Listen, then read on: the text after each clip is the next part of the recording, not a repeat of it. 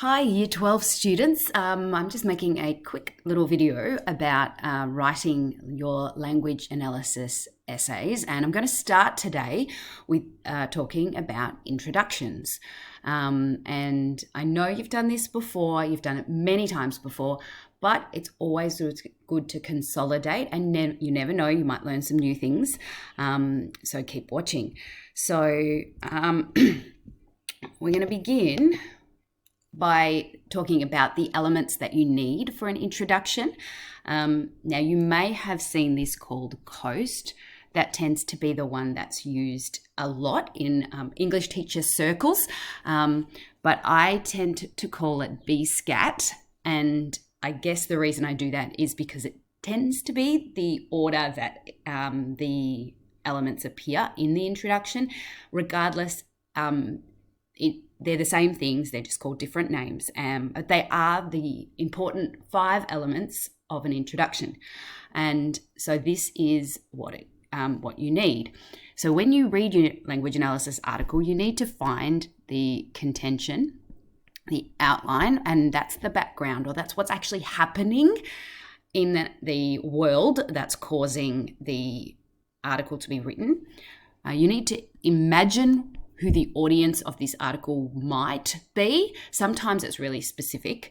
Like a few years ago, there was a speech that was published by a librarian and given to audience of teachers and parents of a specific school.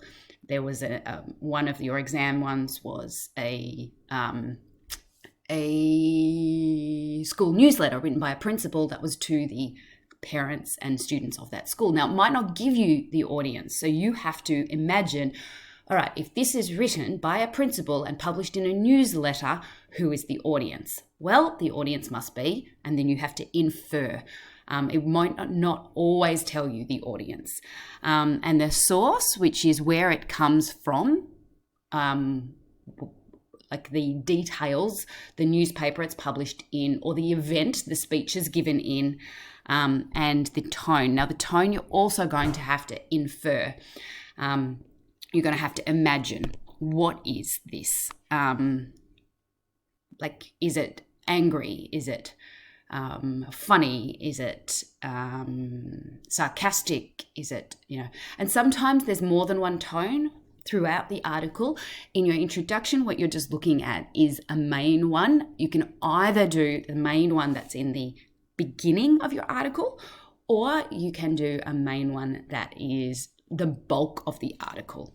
So if we did BSCAT, it goes like this. You start with the background information, then you find the source that it's published in, then you find the contention, or the one main argument of the whole essay, the audience, and the tone. So today I'm just going to focus on what it looks like for a single text, but it's exactly the same for 2 texts. What tends to be is you repeat the last 3 parts if it is if it's 2 texts. So because it usually with 2 texts, the background and source is the same, and so you do background, source, and then cat twice. So contention, audience, tone for text 1, contention, audience, tone for text 2. That's what people tend to do. So I've got here a few different patterns that you can use for your introduction. So what I've got here is a really basic pattern, and this tends to give you a medium high level. If it's well written, it's probably a high. It's quite formulaic, but it tends to work as a really solid introduction that covers all the elements. It's not particularly creative in terms of its writing or expression, but you can add the vocabulary for that. And this follows that pattern, the BSCAT, with 3 sentences. Sentence 1 has the background, sentence 2 has the source and contention, and sentence 3 has the audience tone. And you just have to fill in the blanks. So it's recently the issue of whatever the issue is has attracted attention in the media. In response to this issue, the author wrote a text type entitled, name of the article, published in the newspaper name, contending that, and whatever the contention is. Adopting a tone, comma, the author's surname aims to persuade his/her audience of the specific audience that, and their call to action. Or you know how often I think there's two contentions in an article. So there's kind of like the something is good or bad, right or wrong, which is like the part one of the contention. And then part two of the contention is therefore we must act in a certain way.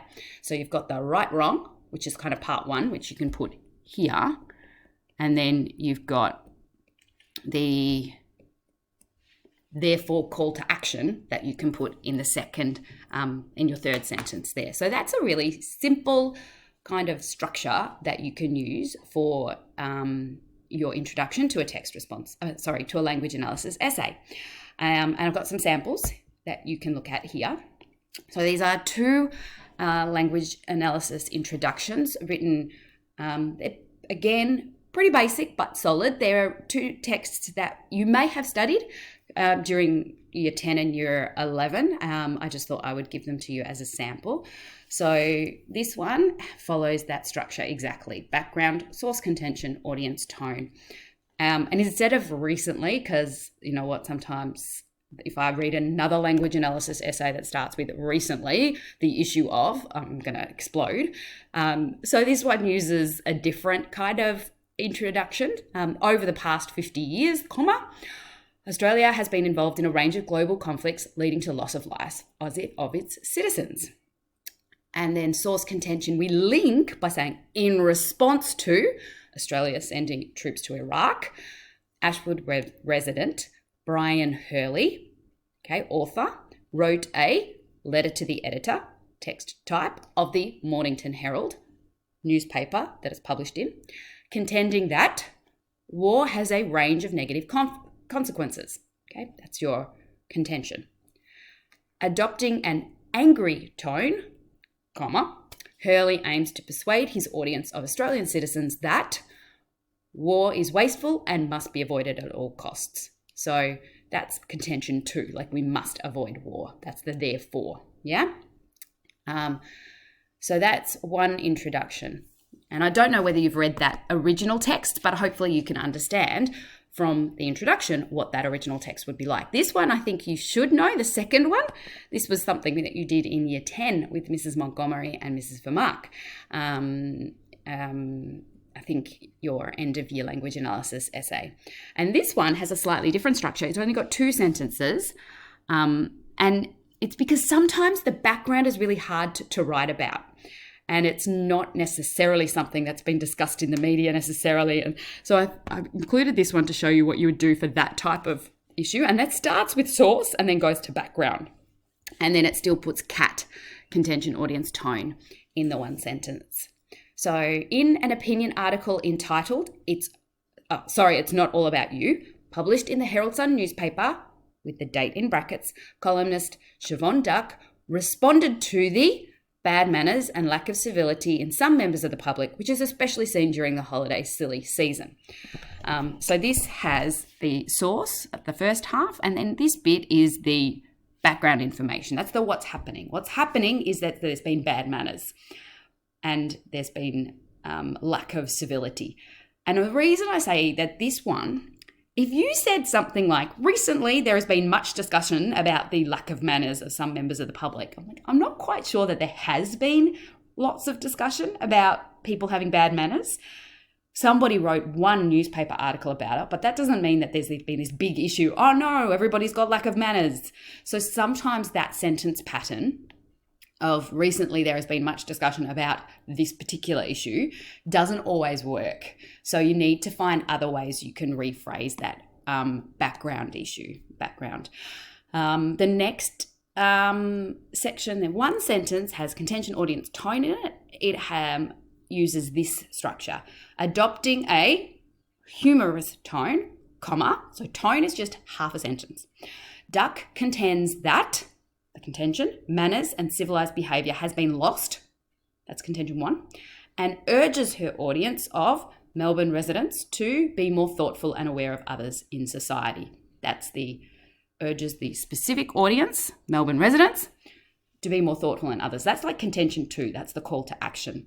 So hopefully you can see that. But now I wanted to give you what I call the zinger of an introduction.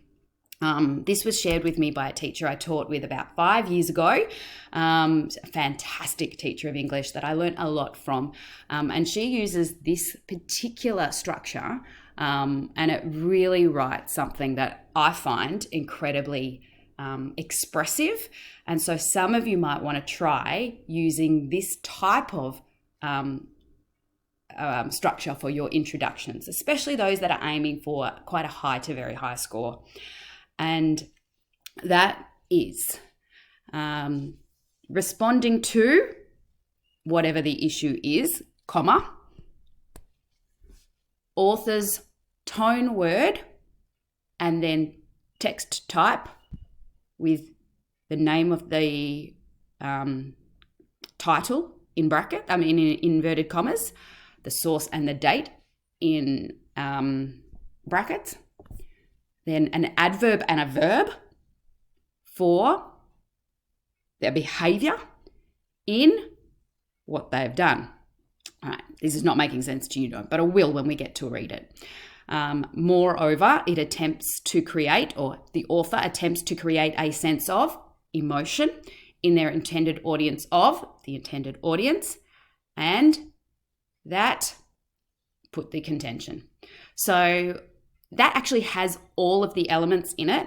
That has BSCAT, okay? But it's kind of sophisticated, but you will see it when we read this one together. This one is an analysis of the motorcar speech that you wrote last year. So if you want to go back to it and have a look at it, it'll be in all of your documents from last year. So it goes like this. Responding to the recent debate on issue of environmental protection. I think there's a better way you could phrase that, but anyway. Responding to the recent debate of the issue of environmental protection, John Smith's passionate speech, The Future of the Motor Car, delivered at the annual Melbourne Environmental Forum, the 12th of the 7th, 2012, openly criticises car lovers and petrol heads for their ignorance in continuing to disregard the environmental costs of an over-reliance on motor vehicles. Moreover, Smith attempts to create a sense of fear in his target audience of Melburnians that their clean, livable city is at risk, and they, as such, should agree to a ban on motor cars. Okay. So what you've got there is the background, then you've got the source, but you've got here, tone is kind of there, the passionate speech. It's kind of hidden, but it's there. And then, sorry about that. Then we've got the audience, and we've got contention and call to action there. So that's like B-stack.